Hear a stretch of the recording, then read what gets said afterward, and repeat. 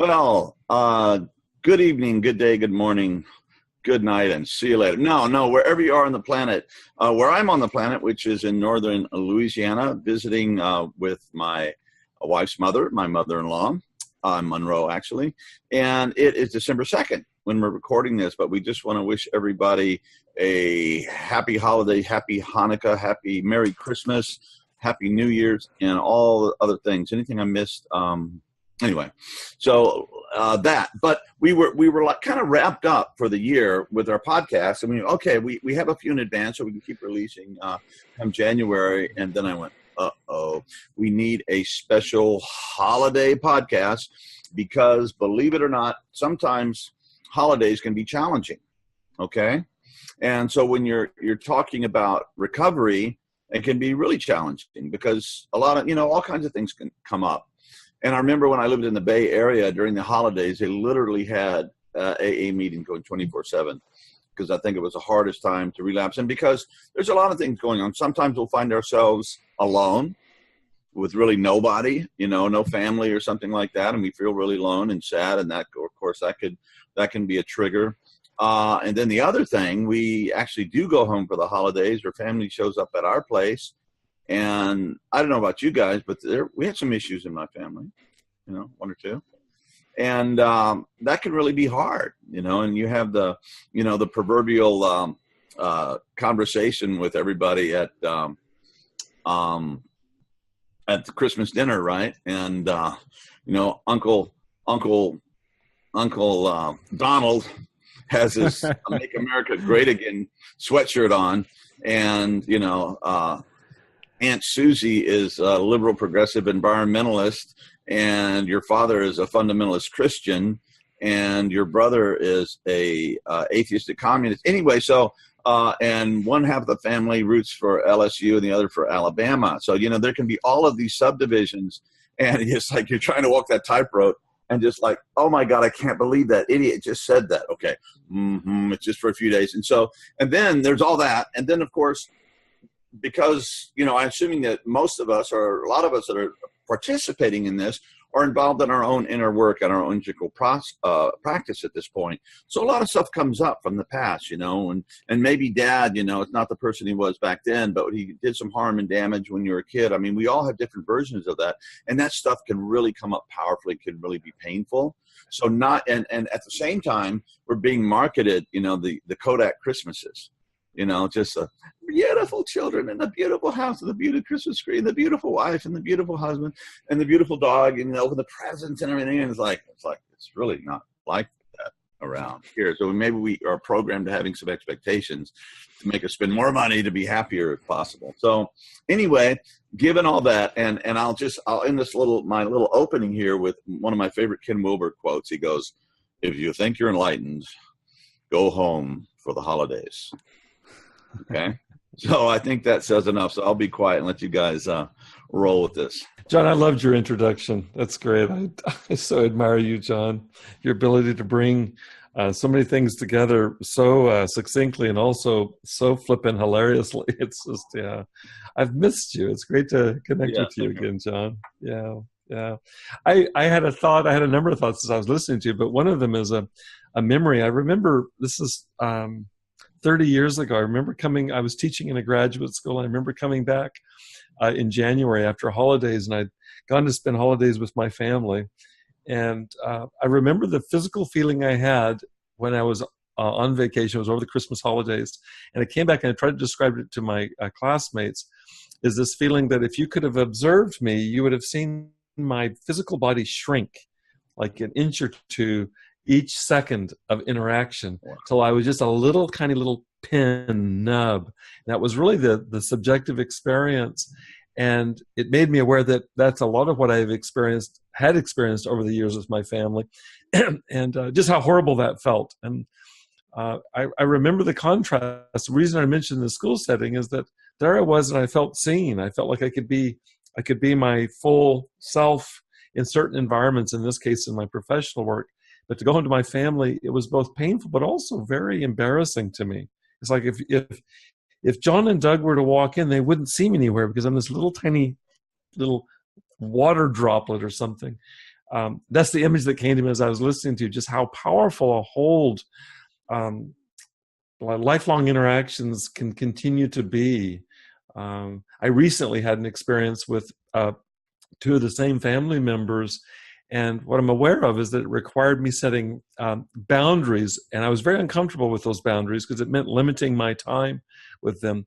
But I'm a different human being than I was 30 years ago, and I'm aware that some of those interactions, I really can't change them other than limit them. And so that'll be a first foray, a first volley into our conversation is, first of all, the incredible shrinkage, if that image is helpful, that can happen in the presence of family members with which there's so much water under the bridge. And then secondly, how to manage that. And in some cases, it's not something that can be kind of intervened upon other than just setting limits or setting boundaries. So I'll put that out there for now. Yeah, Bob, what you're saying there really resonates with me too. An image that really has stood out for me from the Harry Potter series comes from the third chapter of this. In the beginning of Harry Potter and the Prisoner of Azkaban, they're inviting someone over for a nice holiday dinner, and Harry Potter says, "And I will be up in my room making no noise, pretending that I don't exist." And that was the way that I lived for so long too. The shrinkage that you're speaking about was very real for me. Just so ashamed of who I was and everything I was that I could not relate to my family. I did everything I could to make myself as small as possible and not be seen. And being in a very different place in my life now and having accepted, for the most part, who I am as a person these days, becoming more comfortable with that in my own home and in my own family is easier for me. But when I return and visit with people, in spite of forgivenesses that have happened or are continuing to happen, there is a trigger that returns me to that place of wanting to shrink, wanting to be small, and at the same time not feeling comfortable sharing some of the changes and positive developments because the memory of where I was remains so strongly. And I'm sure it does in their minds as well, that they have not seen this day-to-day progression of changes within me. And part of that could be me putting words in the mouths of their minds, as it were, but it doesn't diminish my discomfort in any way. And so the challenge then that I think all of us face, regardless of the situation, is remaining mindful through that.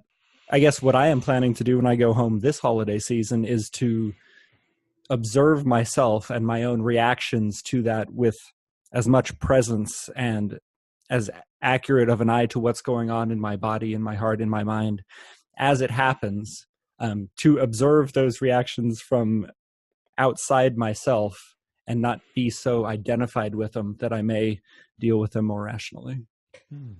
Awesome. Thank you, Doug. And a couple of practical things I've learned is always have your own vehicle. Do not get stuck someplace out in the boonies with your family without an escape hatch, And another thing, I specifically remember we went to some place on the Oregon coast, and my older brother's total control freak, had this car, and we don't need two cars and all this stuff, and it was horrible. I felt trapped, and I panicked, and I made a mess of it. I got really angry, and then later on, when it was over at home, I called everybody and apologized personally, and they were like, "Oh no, we did this." I said, "No, I'm not here to elicit apology from you. I need to apologize for my behavior, and I love you, and I'm really sorry." So it was a nice way but it was kind of a disaster when it was happening. And also, it's a holiday. They got so many things to do with family. I don't have time to practice. BS. In times of greater stress, practice more, not less. Okay.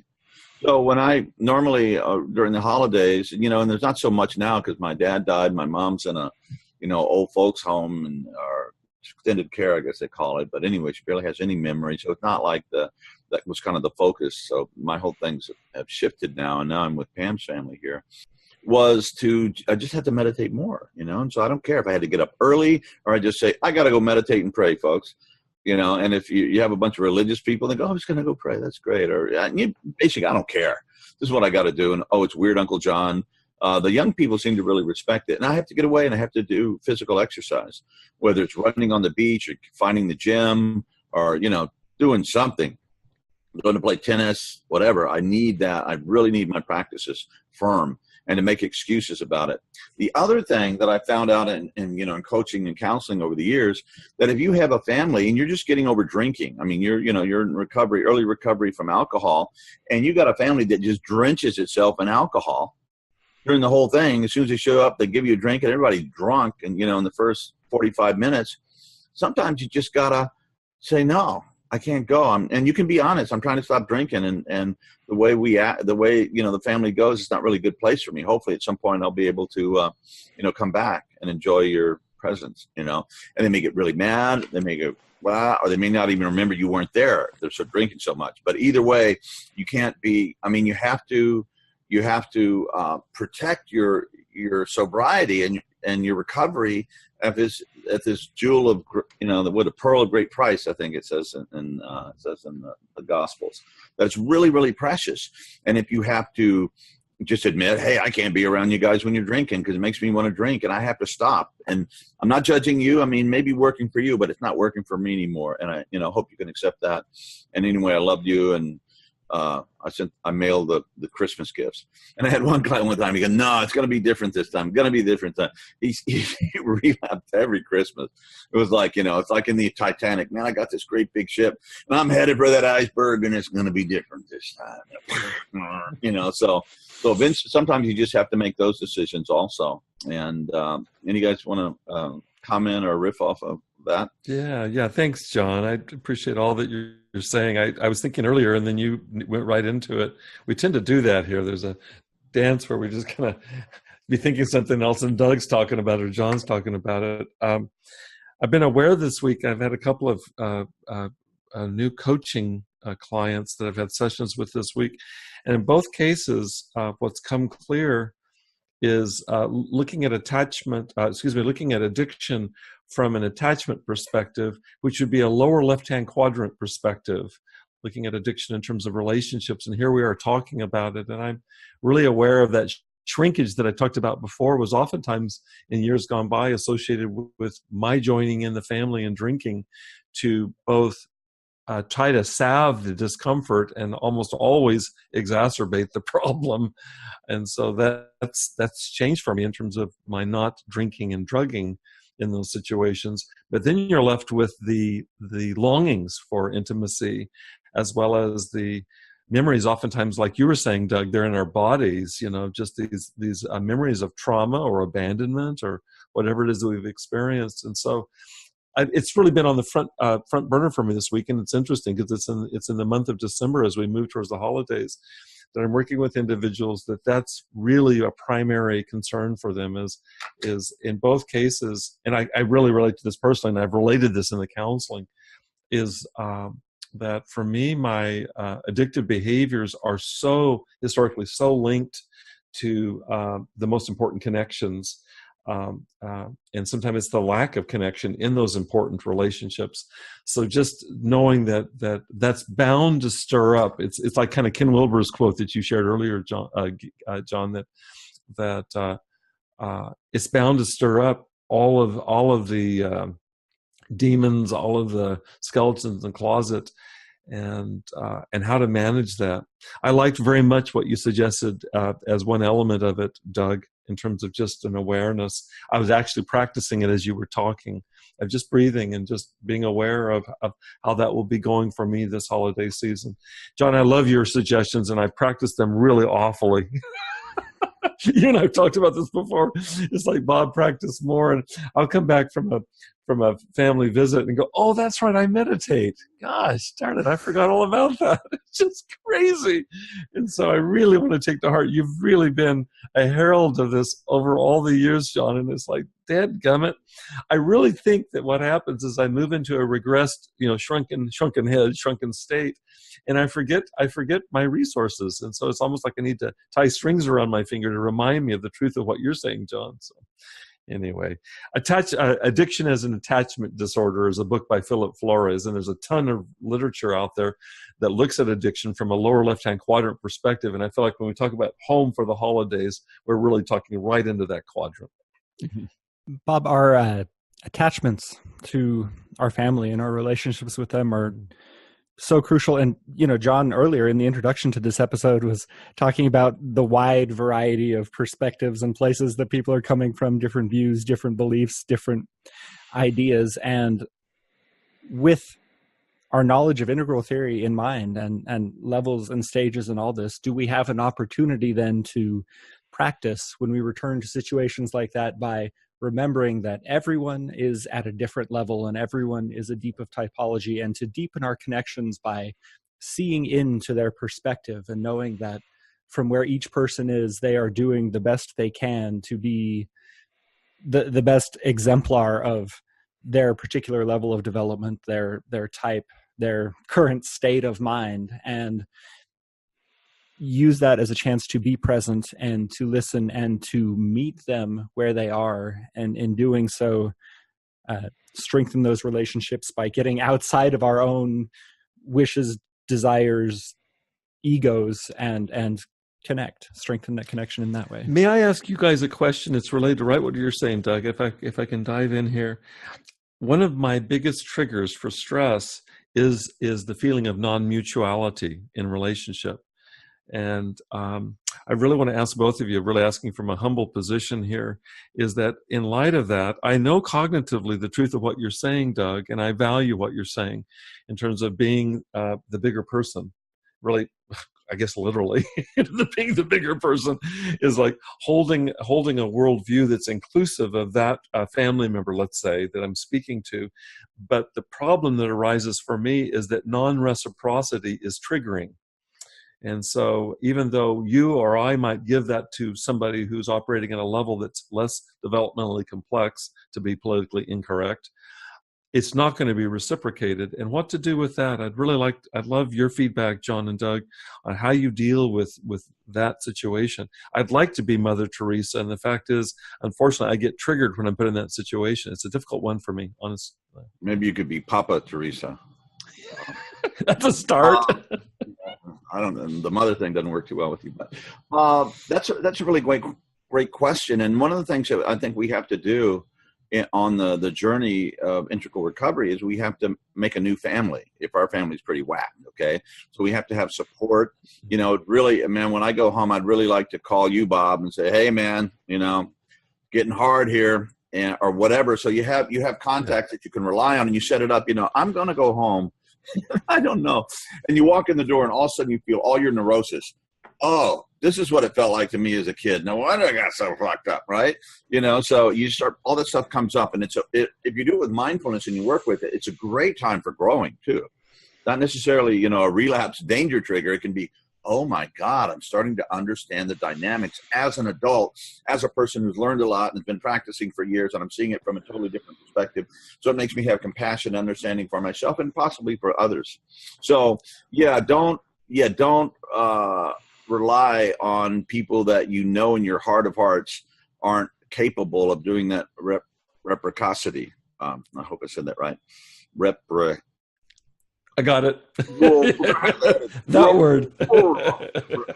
Mutuality. Yeah. Okay, let's stick with that. You don't have to edit that. Everybody should know I'm kind of have my moments. So I think that's really important that you kind of build that support in, and then you may have allies in your family, that can actually relate to you, and the other stuff is, it's like I'm thinking about a significant male other in my family, whose name I won't say, in my relationship, whose relationship to me I won't say, just not to point out the guilty. But I was realizing in the last couple of years that I've never had an extended conversation with this person. I had a few that wasn't completely about him, just telling his stories, and I always wanted this guy to be my dad, or whatever that relationship was, and he's just incapable of it. And the more I get angry or resentful, it's really, or even telling him about it sometimes, is that even useful? Might be, but maybe not, and you just have to make that judgment, say, look, and it's like trying to, tell a narcissist that they need to listen, and take other people's perspective, and they go, what? They don't get it, because you're just an object.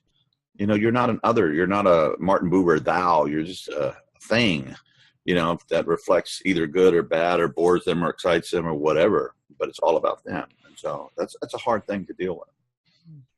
John, how do you deal with that? Do you mind if I ask, Doug? I just want to just checking in. How do you deal with that? That really puts this nameless family member. Certainly, I have one nameless family member very similarly, and so there really isn't the possibility of that R word with him, mutuality. And so I'm curious to know how you deal with it. And Doug, if you have interactions with that too, any resources in terms of managing that? Yeah, well, I'm the opposite of a stalker. I'm like a get the hell out of Dodger, you know. So if I was ever in a relationship and it was kind of obvious the woman didn't really, I'd say, hey, see you later. I was like, oh dear, take me back. Like later, you know, and I'd probably run off before I was supposed to. So I just kind of separate, you know, and keep the communication very sparse. And I know that's my neurotic style. I just say, hey, later. And I've been using your guys' forgiveness, the freedom of forgiveness thing to work on some of these issues. So, you know, I think I've forgiven myself quite a bit. I think I've moved from forgiveness into acceptance. You know, I realize I'm just a neurotic, nutcase, crazy guy that I am, that sometimes God can use, you know, for good things, which is probably about as good as it's going to get this time around. So that makes, you know, that I have peace in that. And then, of course, there's been a few things where I've had to work on forgiving others in the last few years. And that's hard. And it's a process. And it just takes work. And just be aware. And you can always go, you know, kick into, you know, talking to God in second person. Hey, Lord, you know, I'm needing some support here because I'm about to throw this person through the window or whatever is coming up. So that's kind of how I do it. And I, you know, I keep praying and working and doing it in my meditation. Like I said, your forgiveness meditation is really good, Bob, because I know, and it's not you're not just doing it from an academic, scholastic, you know, level. I mean, this is your heart. This is the work that you've had to do yourself. Thanks. So I don't know if that's Thanks, a useful John. answer or not. Yeah, thank you, John. I appreciate that. Yeah, I tend to be very much like you, John, in that I just retreat and go off and do my own thing, and that works for me. I am extremely introverted and very much like that, but also in the course of my addiction, in spite of my desire to be alone most of the time, one of the most defining elements of it was a profound loneliness and that desire for connection. So it very much resonates with me too, what you were both saying about the importance of building a community and having friends, being prepared when you can go in and do that. I feel incredibly fortunate now to have, you know, the two of you in the integral recovery community that we're building, the friendships that have occurred as a result of that. And I hope that people here will use our Facebook group and that community to connect with one another and really come check in when things are hard, and know that we are there to support one another when other people may not get it. When we need a place for refuge, that we have that. That profound loneliness can be a much larger issue too for people who, we're talking about going home to visit our families for the holidays, but one of the travesties of addiction too is that people can lose all of that. People maybe who have been building a family for years and years and no longer have that. And what do you do when the holidays come up and the memories of what the family used to have, say, come up? And how do you start to deal with that and deal with that profound loneliness? And I would love to hear your thoughts more on dealing with the opposite end of the spectrum, not how do we get away, but how do we continue to strengthen and build new connections and deal with the loneliness inside. Doug, I mean, that's just brilliant that you said that. Yeah, it's the loneliness. And you can be in a room full of your family and feel completely lonely at the same time, or you can be away from them. And a couple of years ago, my father just passed away, and it's been about 2 years now, I think. And I'm finally getting through the grieving process, you know. And here, you know, John Dupuy's written books about grieving and PTSD and blah, blah, blah, blah. And I practice every day. And it just took a long time because I adored my dad. He was a great guy. And my mom is like, she's a ghost. I was talking to somebody at a conference who deals with aging parents, and she has no memory. I go visit her, and 30 seconds later, she wouldn't know I was there. You know, she kind of recognized me still, but it's your mom's a ghost. I'm like, oh, God, just nailed it. So anyway, and Pam went up to visit her sister's family in Seattle, and so I was left alone. So I went down to Sedona, Arizona, with a good friend of mine and his wife. They're kind of my dog Lucy's godparents, and we went and stayed with his parents, and I was like, wow, here I am, 59 years old or 60 years, whatever I was, and I'm spending Christmas with people that I've never spent Christmas with before. And it was really a beautiful time. These people were so sweet and so good, and I just felt immediately embraced in their love. And we went to a midnight mass or evening mass, Christmas Eve, as a Presbyterian church, and we sat up on the second row, up on the balcony, and I was like aligned with the cross right in the middle of the thing there, and the choir was up against there, and I was just like, I'm not going to do the old Episcopalian, and I was like, what the hell with it? I'm just going to sing my heart because it's breaking, and I just want to connect. And I love Christmas carols. That's my favorite kind of religious music. Christmas carols. They're just so, Silent Night. I mean, so many beautiful ones. So I just sat up there and I just ripped out my Mario Lanza voice, and you guys know me. I have a pretty powerful voice, and I just sing. And the preacher had this really beautiful. She was just like, holy moly, and the choir just like, dear God, who is that? And nobody, they didn't bring the net or, the rope or anything. And I was just singing my heart. And they were very kind when I left. It was just, everybody was very sweet to me. But and thinking about that later, I can't believe I did that, because I went to an Episcopal service with Pam's mom last Sunday. And it was like, I didn't feel that brokenhearted. I was just going to let it rip, plus I didn't recognize any of the melodies, but so that was a way just of just totally participating and getting into it. And I found a haven in the storm of my heartbreak with friends and their parents, and I still feel really connected with his folks. It's a beautiful story, John. I've heard you share it before, but I think it went into even more deeply today, hearing this image of you singing like an opera singer up there on the top.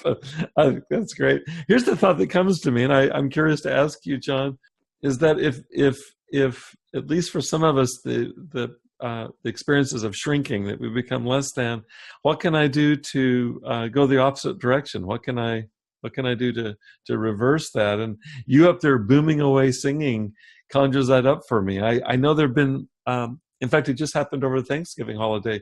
I brought a whole bunch of my hand drums to a family and friend get together, and at the end of the evening, we pulled them all out, and so everybody had a drum and shakers and so on. And I was in. That was one of those experiences where I lost like an hour of time. It was just like I was, and my experience, everyone did. We were just in something like that. It's our version of what you did, John, of just singing your heart out. And it's like, that's the antidote, is recovering the self that just shrunk down to nothing, recovering it and letting it express itself. And there's as many ways to do that as there are people on the planet. But for you, it was singing, and for me, it was drumming. And it's to remember to do that. I mean, it's like, let me not go gently into the night of forgetting Bob Weathers. Let's remember Bob right now. And we did it the other day, and it worked out famously.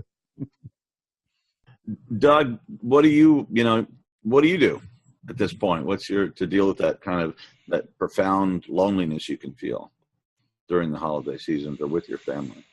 I really love what the two of you all are saying. For me, that profound emotional charge, that loneliness of it, I previously would just let that overcome me and sink into an abyss, which is no way to go. But channeling it into something creative, something artistic, something bigger than myself, as it were, to express that. And it's a form of connection, not necessarily with other people, but with really what it is all about, what it all means. And so the work that we've done through our meditative practice to strengthen, to build that relationship, we expressed in the moments like that through our singing, through our drumming, whether it's playing guitar for me or lately doing more composition work on the keyboard and that type of thing.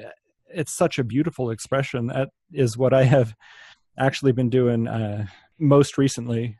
And I think that that can apply to, even if we don't have a particular creative practice per se that we're doing, how can we take that concept, that expression, and get outside of ourselves in other ways? Is there somewhere that we can go really lean into volunteering, into giving back in another way, into participating with a group of people through giving our time and our energy and our spirit to something that is not our own emotional baggage, but turning that around to create something good, something true, something beautiful in the world that we can then lean in on and appreciate.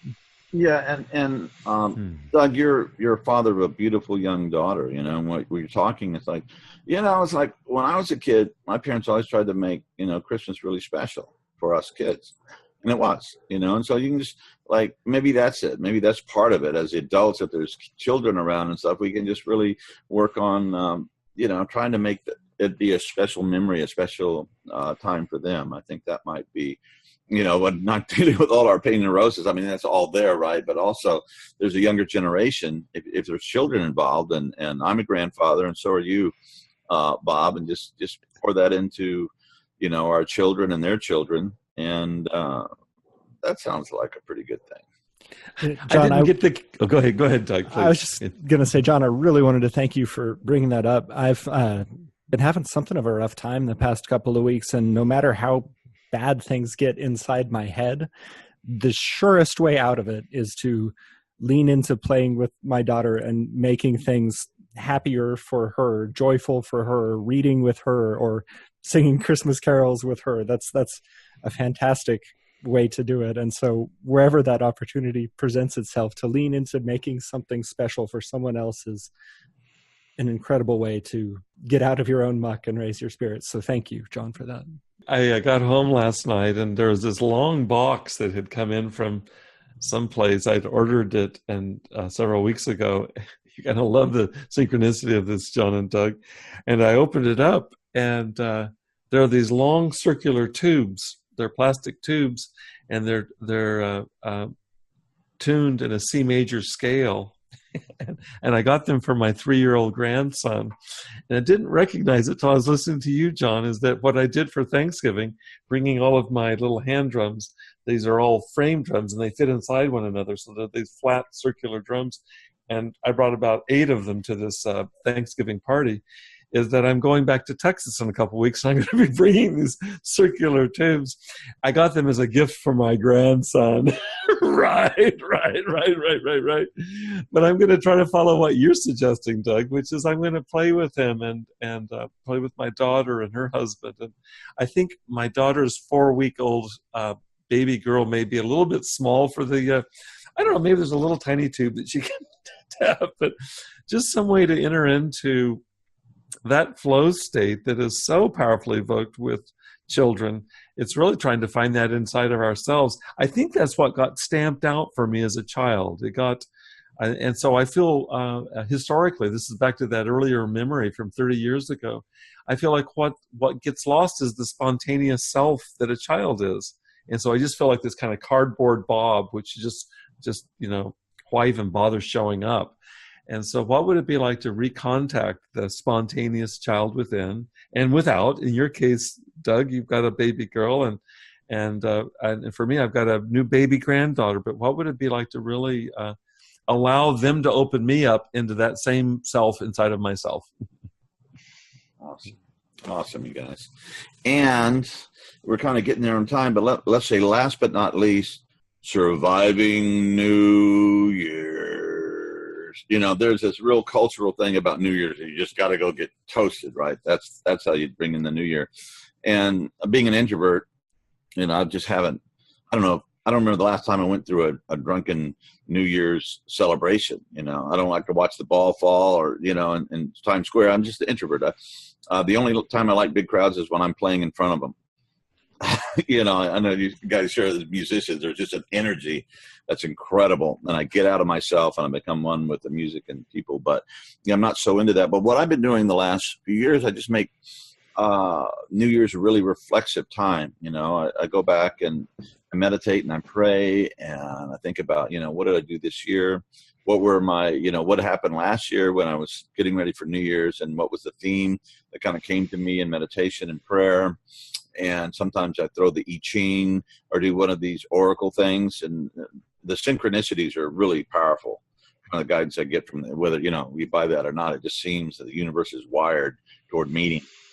And then I'll do a long meditation, for a couple hours, 2.5 hours, 3 hours, something really, really special to just kind of let go of the past year and begin this new cycle of life. And the prayer is like, okay, God, I stumbled along and I tried to do my best and had some successes and fell on my face here. And, what can I do to do a better job this year? And what do you really want me to focus on?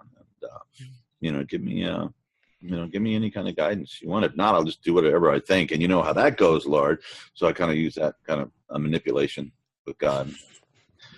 Anyway, he handles. Anyway. So I do that, and that has become a real kind of a sacred space for me. New Year's, it's a really, really good time to go deep and just pour it out there, and then shut up and just let the presence or let the wisdom voice or however that works for you be a part of that. And then it's good, because then we have to deal not only with our personal path and everything, but the world's a crazy place right now, and it seems to be getting crazier. And so there's a lot of realizing, we're all just little individuals. What can we do to be responsible for our collective care as a human family, and what we can actually do? And maybe there's more than you think. And what do I need to do that, I'm pretty sure that I'm on my path, and that I've found what I'm supposed to be doing in the world. But within that, there's all kinds of things, that can be done. It's like I got the basic big strategic view, but tactically I need to know how to move from day to day, week to week, month to month, and there's all these decisions that require wisdom and guidance. So anyway, I think New Year's kind of reframed like that could be very useful.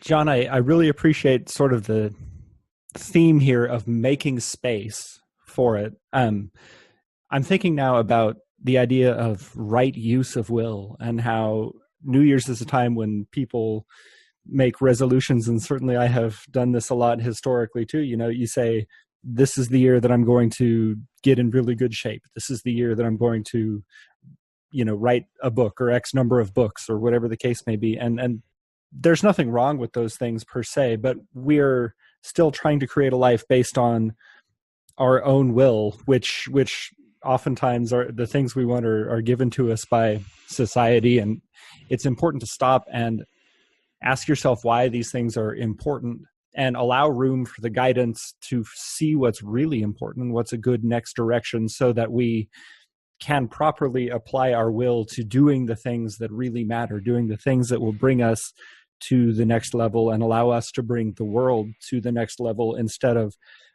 mindlessly applying our energy, beating our head against the wall to accomplish goals that don't really inspire us and don't really touch us and don't really make any kind of difference in the grand scheme of things, in terms of our own happiness or the happiness of others or the direction that we are all going. So it certainly requires that sort of strength, that will, that push to manage your day to day and to move forward and do the actions that are given to you. But we also need to get out of the way and make space for those things to reach us in the first place. And so I really love your approach of bringing those things both together, getting out of the way and then moving into it. And I think that would be a great formal practice, a great formal process for all of us to engage in around that time. I like that. Colleen and I have a tradition. We've done this for 8 years running. We live near the Pacific Ocean, and we go down to the beach every New Year's Day. She's the one that started me on this. She's done it for decades. And we just walk along the ocean and walk quietly and just kind of take it in. It's a time, it's very much in the spirit of what you're saying, John. It's a time of meditation. I'm grateful to both of you for, and this community for really every day we make resolutions. We're resolved to practice in this community. And John, you've really led the way in terms of emphasizing practice. And so the idea of making New Year's resolutions is kind of an oxymoron in this community. not to say that we can't always improve, but that's so much a part of what we're doing. We don't wake up on New Year's Day and go, oh, I guess I'll resolve to meditate this year or work out or whatever like that. It's so built in, and I'm really grateful for that. And so in that spirit, when Colleen and I go down to the beach, it's really not a time of making these brand new resolutions. It seems to be absent of that. I'm going to share with you guys a brief, just 2 lines from Rumi, and then I'm going to sign off for this. Rumi says this. It's in the spirit of that New Year's meditation, 8 years running now with Colleen. He says, give up to grace. It's very much in the spirit of what you were saying, Doug. Give up to grace. The ocean takes care of each wave till it reaches the shore. Thank you, everyone, for supporting and being part of this growing Journey of Integral Recovery community. And let's hang together or hang alone or something. Didn't one of the founding fathers say something like that right before the revolution? So be kind to yourself, be kind to the unkind, and let's make this this coming year deeper than we've been before, and let's be more kind and more loving and more generous and forgiving. So love you all. God bless, and happy holidays and happy New Year. Thanks, John. Thanks, Doug. Happy holidays to all of us.